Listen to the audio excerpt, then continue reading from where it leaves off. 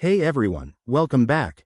Today, we're diving into how to track dividends on iShares ETFs.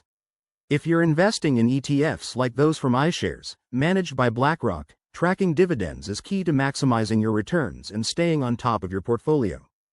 Dividends are those regular payouts from the stocks inside your ETF, and knowing how to monitor them can help you reinvest smarter or plan your taxes better. Let's break this down step by step.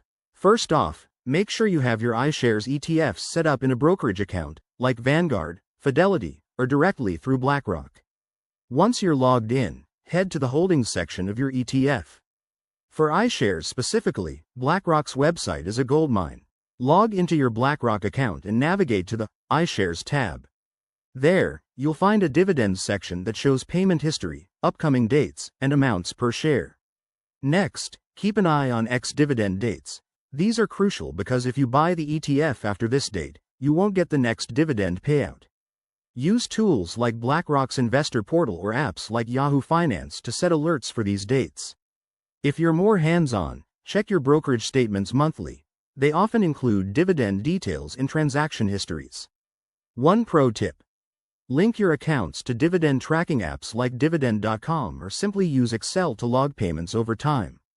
This way, you can calculate your yield and see how dividends contribute to your overall growth. Remember, taxes matter too.